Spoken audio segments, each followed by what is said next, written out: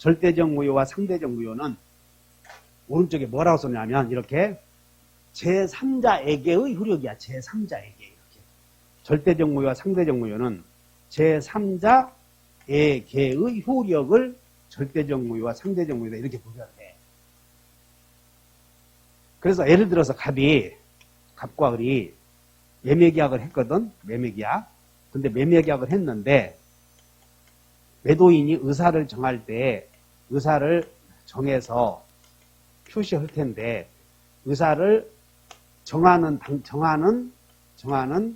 단계 또는 과정에서 술 잔뜩 먹고 했으면 무효잖아.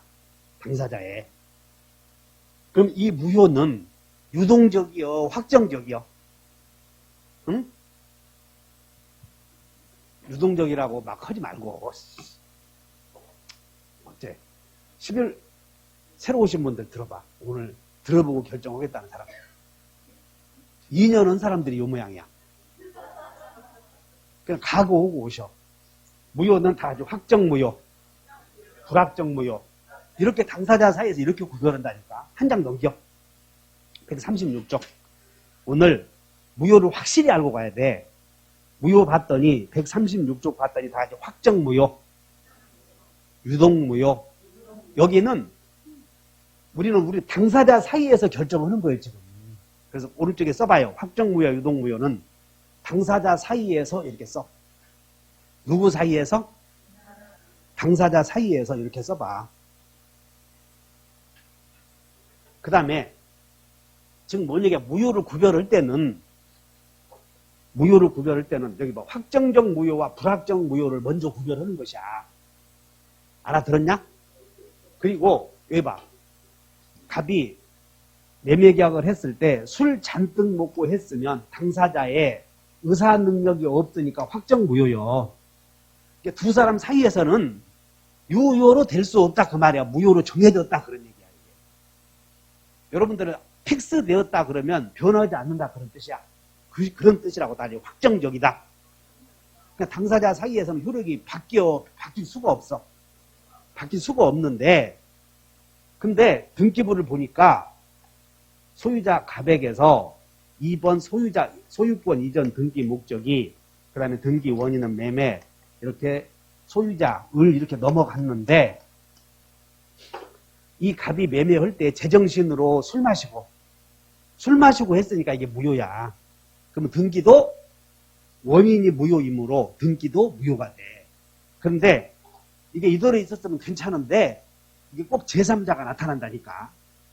그래서 을이 자기 명의로 등기되어 있는 걸 기화로 3번 소유권 이전, 그래서 병과 매매해서 소유권 등기가 되었어. 그러면 지금 을과 병이 매매했다는 거 아니야 지금. 그럼 이 매매는 갑이 술 마시고 매매했으므로 두 사람 사이에서는 무슨 무효다? 확정 무효야 이게. 근데 제3자에게는 제3자가 나타났을 때 다가 이제 상대적 무효, 절대적 무효.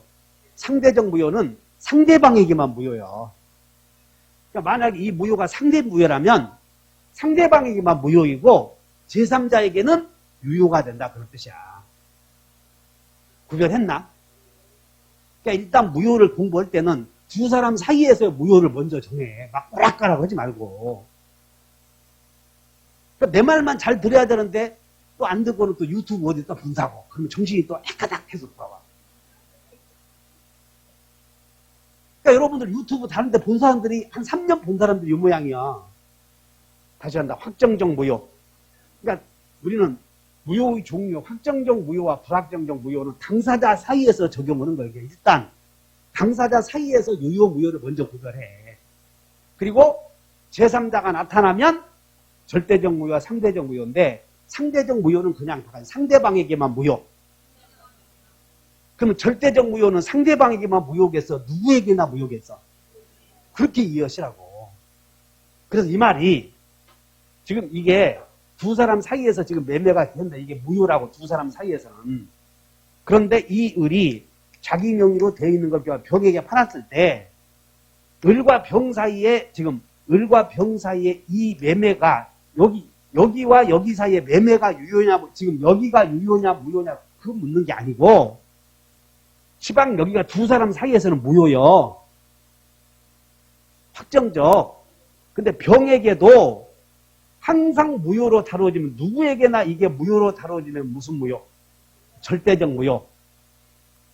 두 사람 사이에서는 무효지만, 병에게는 유효인 것으로 다루어지는 무효를. 그것이 상대적 무효라고 한다. 두 사람 사이에서는 무효지만, 제3자에게는 유효인 것으로 다루어지는 무효를 상대적 무효라고 해. 알아들었냐? 그래서 그 상대적 무효가 우리 민법에서 상대적 무효는 배웠듯이 다시 비진이 표시의 무효, 통정의 표시의 무효. 저 민사특별법에 명의신탁이 하나 있어. 명의신탁이. 그래서 상대적 무효 사유가 다 3개가 있어. 자, 메모예요. 여러분들 책에 저 135페이지에 요약제 미안. 저 이론서 교재 보면 135페이지 봤더니 무슨 상대적 무효 나오나? 그 상대적 무효에다 몇 개 써놓으면 돼? 비통명 이렇게 써놓으면 돼. 비통명. 그럼 이제 정리해보자. 상대적 무효라는 뜻은 누구에게나 무효요? 상대방에게만 무효요? 그럼 제3자에게는 유효가 된다 그런 뜻이야. 자, 병에게는 이게 유효로 닿다. 지금 두 사람 사이에서는 술 마시고 한 거 확정무효요. 확정무효. 그러니까 이 두 사람 사이에서 이 등기가 유효등기야, 시방 무효등기야? 무효등기. 근데 이 병이 봤을 때는 등기부의 소유자라고 기재되어 있으니 유효인 줄 알았잖아. 그래서 병은 소유권 있는 줄 알았어. 그래서 이 매매도 유효인 줄 알았지. 등기부에 써 있으니까. 근데 이 매매가 갑이 제정신으로 했어? 술 취해서 했어? 그러면 술 취해서 한 매매는, 자, 이렇게 보자. 술 취해서 이렇게 된다. 또 술 취해서 한 매매는 술 취한 사람을 보호해줘야 되겠어? 믿은 제3자를 보호해줘야 되겠어?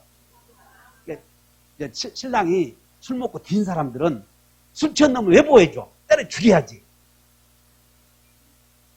술 취한 놈이 사람이요?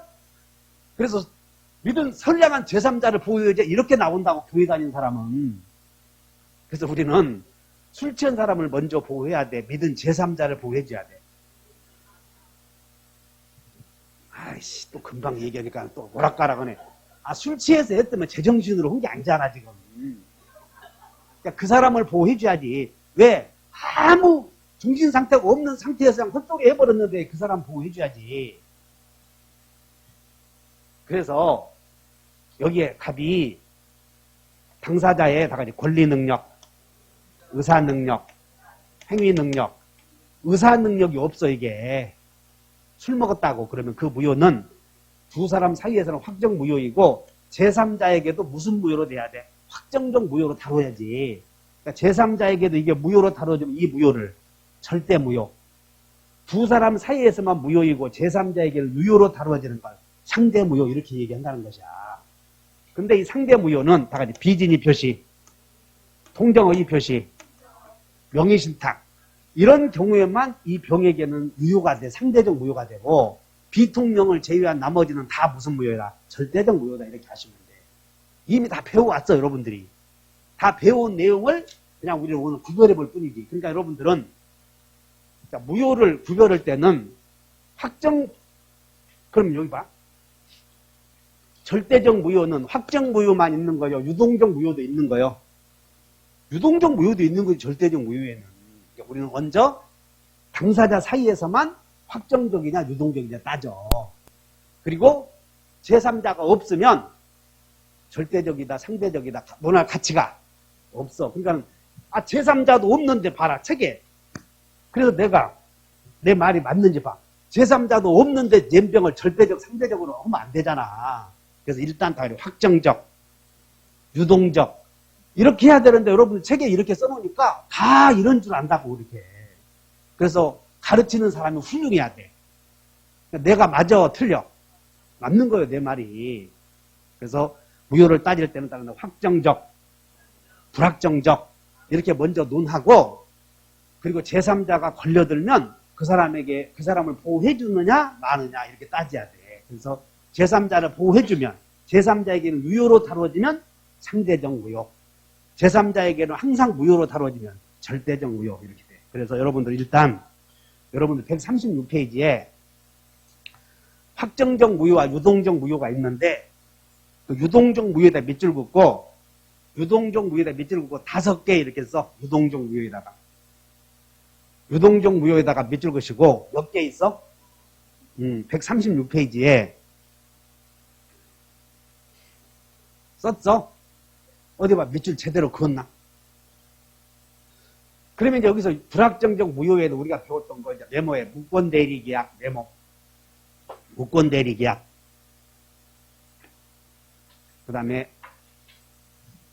교재에다 쓰고 싶지 않은 사람은 요약집 29페이지를 펴봐라 차라리 요약집 29페이지에 맨 위에 봤더니 토지거래 허가 없이 한 매매 나오지? 거기다가 메모해버려. 맨 위에다 거기다가 자, 요약집 29페이지에다가 메모. 요약집 29페이지에다가 메모해놓고 자 메모해봐. 불확정적 무효 이렇게 불확정적 무효나 이걸 유동적 무효나 같아. 그래서 우리 시험 범위에 해당되는 불확정적 무효의 종류가 몇 개 있다고 그랬어? 5개. 첫째, 여러분 우리 앞에서 배웠던 무권 대리 계약은 앞에서 대리권 없이 한 계약은 나중에 본인이 추인 넣을 수 있었잖아. 생각나? 그래서 무권 대리 계약이 불확정적 무효야 이게. 그래서 일단 쓴다. 무권 대리 계약.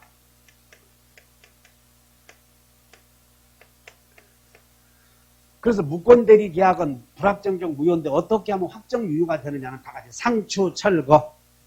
이미 배워왔어. 상추, 철거로 확정 유효가 된다. 확정 유효가 된다. 이렇게. 여보, 생각 안 나? 응? 아, 미안. 의지가 오늘 아침부터 여기 앞에 딱 앉아 있다는 건 강력한 의지를 갖고 오셨다는 거 아니야. 어쨌든 이렇게 알면 어쨌든 간에 10월달 가면 알아죠. 그 다음에 무권리자의 처분행위. 무권리자의 처분행위가 불확정적 무효야. 불확정적 무효. 세 번째는 여러분 책에 나와 있는 토지거래 허가 없이 한 매매. 토지거래 허가 없이 한 매매. 여러분들 토지거래 허가구역 내에서는 관할관청이 허가를 받고 매매를 해야 돼. 근데 허가를 안 받고 매매했다면 나중에 허가를 받을 수 있지. 그래서 허가를 받기 전에는 불확정적 무효라는 거예요. 이게 지금 토지거래 허가 없이 한 매매 이렇게 쓰여 있잖아. 그 다음에 네 번째는 정지 조건 있는 행위. 이따가 배울 거라고. 정지 조건 있는 행위.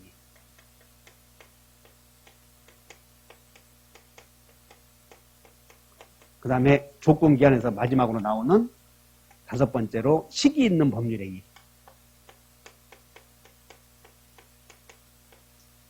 이따가 둘째 시간 배울 거예요. 이거. 시기 있는 법률 행위.